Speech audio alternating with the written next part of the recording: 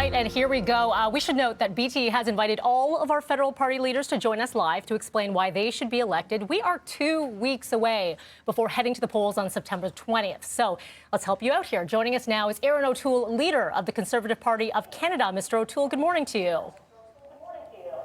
Good morning, Melanie. I hope you're not going to make me sing Whitney Houston. There will be no singing, I promise you, in this interview, but there will be a lot of questions, and I want to get right to them. The idea here, Canadians have 2 weeks to make that decision, and they're looking for clarity. So public health, you've mentioned, that's a priority, but still a little bit unclear in that whether or not provinces can make decisions on a private tiered system. And then we heard about assault weapons. You would repeal the Liberal ban, but now hearing that that could go under review. So the question for you is, how do Canadians trust you when we're hearing some mixed messaging? Well, first, on the first day of the campaign, I released Canada's recovery plan. And that has a historic $60 billion investment over 10 years in our public universal system. Mr. Trudeau was actually caught misleading people on my position with respect to healthcare. We all relied on the healthcare system throughout COVID, so I'm putting more in to make sure we can fill gaps and work with the provinces. I've always said the provinces run the systems. The federal government should be a dependable partner. But I 100% support our public and universal system. We need to make it better. We need to get more choice, particularly for rare disease and pharmaceutical products. It's very, very important. And for me, as a father of kids, a suburban dad, public safety is critically important as well. So we're keeping in place all the restrictions on firearms.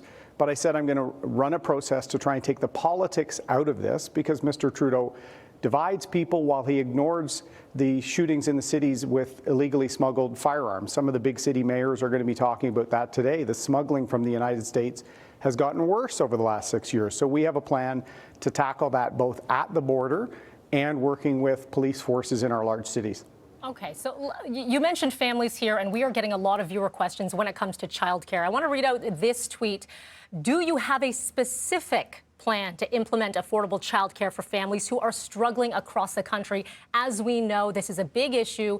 If so, what would this look like if you could provide some specifics?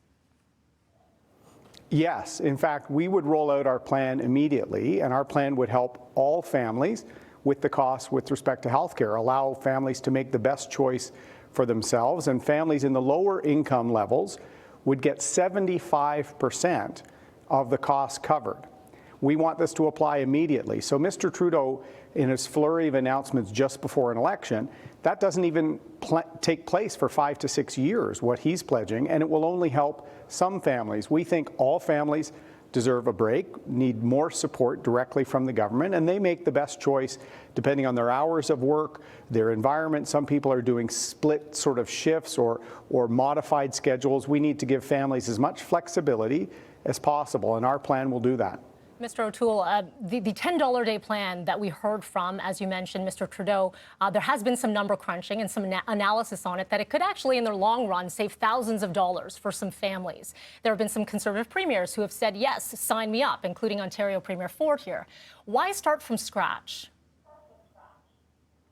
Well, Mr. Trudeau has made this promise many times before, the Liberal Party, and has never delivered it. And in fact, what he's promising now won't even come into effect for 5 to 6 years. So people with young kids right now, there's no places being created right now at all under his plan. We want to give families more direct support to make the best decisions for them and their circumstances, and all families, because families in the suburbs deserve as many opportunities as folks in the cities or in rural parts. So what we want to do is let families be in charge of what the best decision is in their environment to make a decision on childcare, and we need help immediately. So ours will come in the next year, not 5 to 6 years from now. And that's the big difference between our approach. We want to help all families, and people in the lower income levels, we will be covering 75% of the costs of childcare, and that's a way we can kind of help them get ahead at a time where we're seeing inflation and a cost of living crisis, a housing crisis, which has gotten worse under Mr. Trudeau. We've got about a minute left, Mr. O'Toole, and I apologize. I wish we could get more questions your way, but you mentioned the money. We have a massive debt here. How do you intend, if you are elected Prime Minister, how do you intend to have this paid off so that generations are not paying for this for years to come? Great question, Melanie. We're spending right now $424 million a day more than we're bringing in. That's not sustainable, and that's leading to inflation.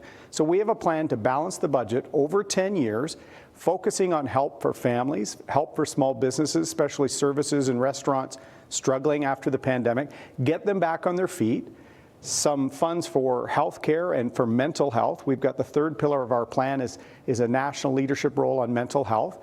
But we have to get spending down in a way that's fair and disciplined so that we're not burdening our kids with unbelievable debt and less opportunity in the future. So the fifth pillar of Canada's recovery plan is getting back to balance in a fair way. It all sounds good indeed, but the campaigning continues. Mr. O'Toole, we appreciate you taking the time with us today. Thank you. Thank you, Melanie. Okay, and that is Conservative leader Erin O'Toole.